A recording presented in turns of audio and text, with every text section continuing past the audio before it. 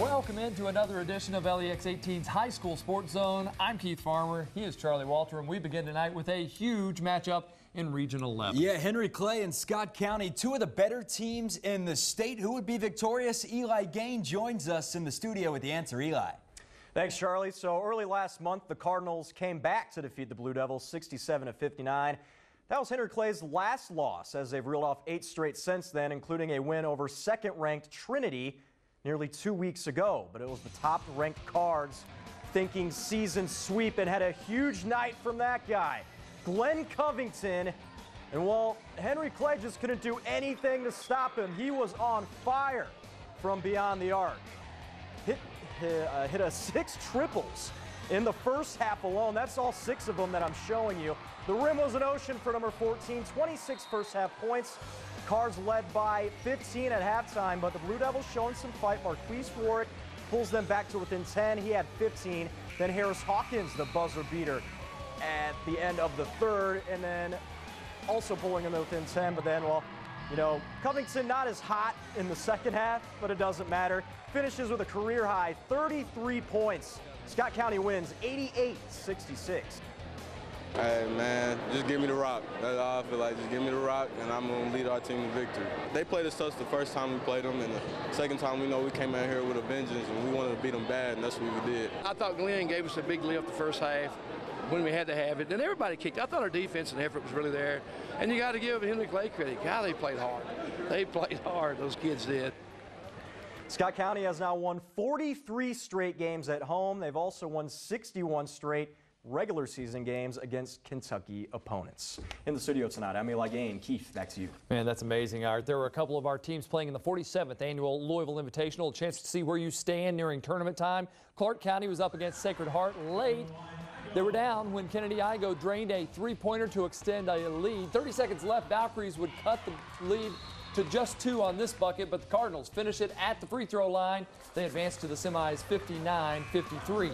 Second quarterfinal matchup was between Lincoln County and Manual. Fourth quarter, Lincoln down 4 when Caitlin Wilkes scores down low. And then it's Trinity Shear that would give Lincoln a 2-point lead with 1:15 to go in the game. UK signee Emma King would put it away at the free throw line. Lincoln beats Manual 51-43. It is the first time in the 47-year history of the LIT no Jefferson County school has made it to the semifinals. Eli? A couple of boys. I'm not Eli. I'm Charlie. Oh, Charlie, yeah. That's late. A couple of boys teams were in the Louisville action tonight. Lexington Catholic taking on second-ranked Trinity. Not much scoring for Lex Cath in this one. Jackson Heisenbuttle, the nice take. Then Ben Johnson, bingo. Just a sophomore, but Johnson could play with anyone. Here he is finding Bryce Scott, who will knock down the trifecta. David Johnson and the Shamrocks too much. They win 56-30. Alan Feldhouse and the Indians of Madison Central went head-to-head with Ballard. Here's Braden Ray, and the young man can spray. Got all 3 of those. Then it's Quay Charlton.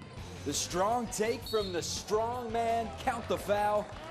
But the Indians' effort, not enough, as Ballard wins this one 80-69. Eli's just more like a son to me. Back to Central Kentucky, crosstown doubleheader between Danville and Boyle County. First quarter, Reese Smith drains the 3 to get the Rebels running. On the other end, though, it's Zach Thornton. Fights through the contact to get the bucket for the Ads. Luke Einfeld, stone cold from mid-range, and then the circus shot coming up from Caden Hill as he hits them with the shrug, and Danville wins a tight one, 54-46. To the girls' game, Danville looking for its 18th win on the year, and the last game out, Ivy Turner almost had a quadruple-double, 36 points, 12 steals, 12 assists, and 9 rebounds. And oh, by the way, she also had no turnovers. All right, now to the game, and it's Michaela Baker who hits the mid-range for Boyle County, but Danville was in a groove all night as Lara Akers drains the corner 3. Danville continues dominance as they win 66-30. Another boys-girls doubleheader matchup between West Jessamine and East Jessamine. It was the Colts who led the Stampede early. Brandon Childers glides the bucket for 2. West Jess with the early 5-0 lead, but here comes Kinzel Watkins. He can get to the rack in a hurry. Oh, look at those guys. That'll get the tie-dye feeling awfully spry, but West Jess was looking good early. Beautiful dish from Dalton Brunner to Braden Fomas. But it's East Jessamine that snaps the 13-game losing streak They win it 67-63, first winner of the Colts since 2014. In the girls' game, winner here picks up their 6th victory of the season. Third quarter action, Madeline McDonald plus the foul. She was the star of the show with 19. The Colts up by 15 at that point. But here comes East Jessamine. Jasmine Atkerson, trifecta. The Jags pulled the game within 2 points late, but West Jess sunk crucial free throws down the stretch, and it's the Colts escaping rival territory, 61-56. Two of the top offenses in Region 13 squaring off, 21-2 South Laurel. Paying a visit to North Laurel, J.J. Ramey teaching the Jags. Hands down, man down, giving the Cardinals an early lead. Jaguars were quick to get those back, 3-ball corner pocket for Isaiah Alexander. It was a packed house in this one, and Cole Kelly would come up with a layup, but the Cardinals would take the win 59-43. Intercity matchup now, Dunbar at home taking on Tates Creek.